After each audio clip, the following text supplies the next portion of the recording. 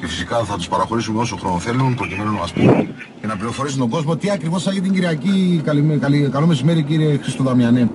Καλό μεσημέρι, Χρήστο, φίλε καλέ, και σε ευχαριστώ για την ευκαιρία που μας δίνετε να επικοινωνούμε με τον κόσμο, να λέμε κάποια πράγματα, κάποιες εκδηλώσεις.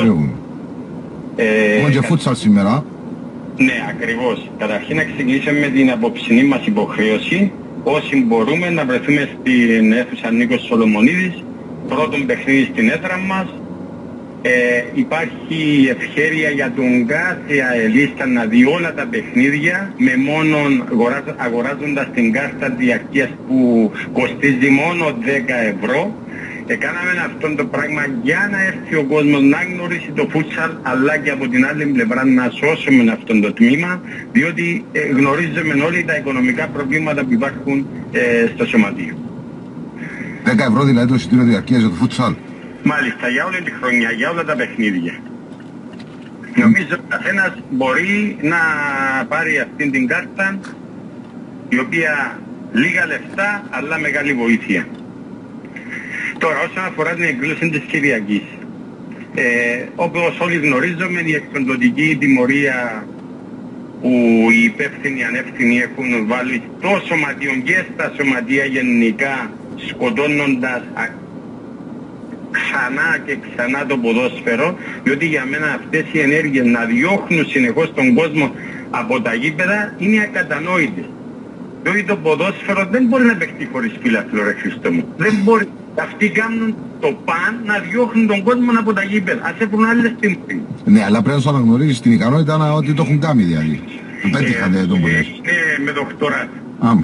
Τώρα το διώχνουν κανονικότατα τον κόσμο. Αυτά, Χριστό μου, θα τα πούμε σε μια άλλη εκδήλωση. Θα τελειώσω με την Κυριακή και θα σου πω τι θα κάνουμε παρακάτω. Την Κυριακή καλούμε όλα τα μέλη μας και όλους τους φίλους της ΑΕΔ. Ο στόχος καταρχήν, ό,τι λεφτά μαζευτούν από αυτήν την εκδήλωση θα δοθούν στα υπόλοιπα τμήματα, στα τμήματα του σωματείου, μπάσκετ, βόλεϊμπαλ και χάντμπολ.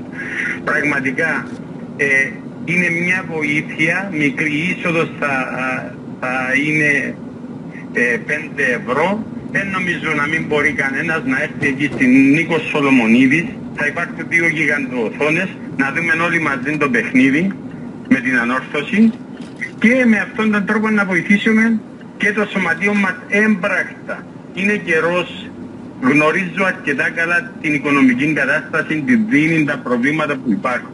Όμως ο καθένας με τον οβολόν του, ο καθένας με αυτόν το οποίο μπορεί να βοηθήσουμε αυτόν το σωματείο. Δεν μπορεί έναν άτομο από μόνος του να κρατήσει αυτόν το σωματείο. Είναι καιρός όλοι και εμείς όλοι να σταθούμε δίπλα στον πρόεδρο, να σταθούμε δίπλα στην ομάδα, να βοηθήσουμε ο καθένας με τον τρόπο του. Κατανοητό. Πρόεδρε, δηλαδή την Κυριακή, τι ώρα μας είπες την εκδήλωση ξεκινά? Εμείς από η ώρα 4 θα είμαστε εκεί. Θα υπάρχει μια είσοδος 5 ευρώ, θα υπάρχουν 2 γιγαντοοθόνες, εκεί θα μπορεί να πάρει κάποιος την πύρα του, το ξέρω εγώ κάτι για φαγητό, με χαμηλό κόστος, αλλά επαναλαμβάνω ότι με αυτά τα λίγα λεφτά που θα δώσει ο καθένας μας είναι μεγάλη στήριξη για τα τμήματα του σωματείου. Πρόεδρε, ευχαριστώ πολύ. Αν δεν κάνω λάθος, την όλη εκδήλωση την διοργανώνεται από κοινού με το CFAL, έτσι? Ναι, με τα παιδιά του CFAL θα διοργανώσουμε αυτήν την εκδήλωση. Εντάξει. Ευχαριστώ πολύ.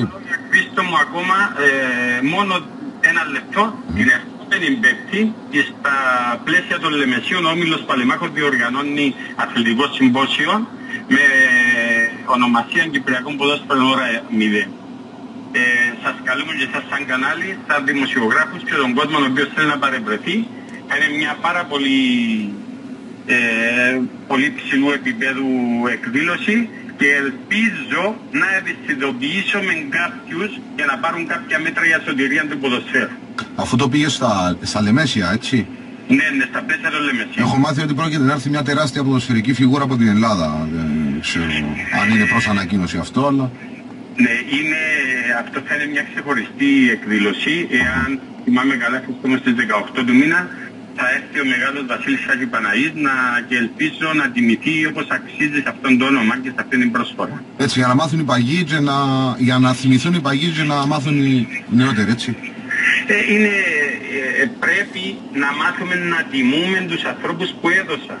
Και ήρθε κάνουμε μας την τιμή και στην πατρίδα μας και εμείς είναι καιρό να ξέρουμε να αξιολογούμε και να εκτιμούμε αυτούς τους ανθρώπους και να τους τιμούμε όπως πρέπει.